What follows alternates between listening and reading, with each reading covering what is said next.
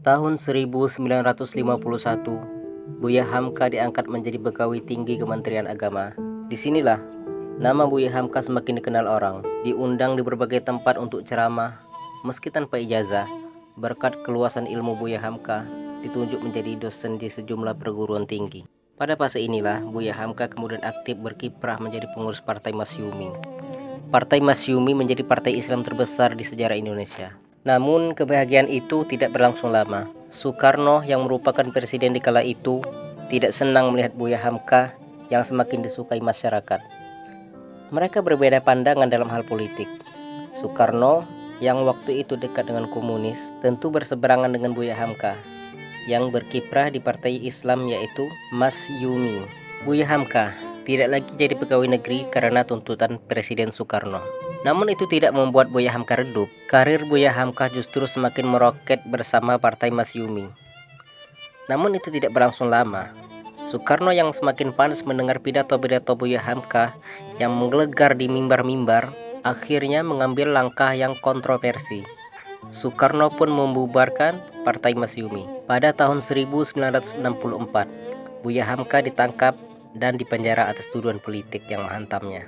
Dari seorang tokoh yang terhormat, tiba-tiba menjadi tahanan di balik jeruji besi. Melihat sang suami ditangkap polisi, Siti Raham pun tak tahan menahan air mata. Sakit, pedih, perih, terluka. Itulah yang dirasakan Buya Hamka dan Siti Raham ketika badai fitnah ini menghantam mereka. Setiap minggu, Siti Raham menempuh perjalanan jauh hanya untuk melihat suaminya. Kadang ia membawa sedikit makanan, kadang hanya senyum dan air mata. Di balik tatapan teduhnya, ia sembunyikan luka yang mendalam. Siti Raham tahu, di luar penjara kehidupan yang tidak mudah. Ia harus mengurus anak-anak, mengatur rumah yang serba kekurangan. Bahkan pernah sewaktu-waktu untuk membeli beras dan kebutuhan sekolah, ia harus menjual perhiasan yang satu-satunya yang ia miliki. Tapi semua itu tak pernah ia keluhkan pada Hamka. Ia takut menambah beban di hati suaminya. Begitupun dengan Buya Hamka. Tanpa belas kasih. Di penjara, Buya Hamka disiksa untuk mengakui pengakuan palsu, hingga kesehatannya pun kian memburuk. Di sekolah, anak-anak Buya Hamka diejek dan dibuli oleh teman, bahkan gurunya.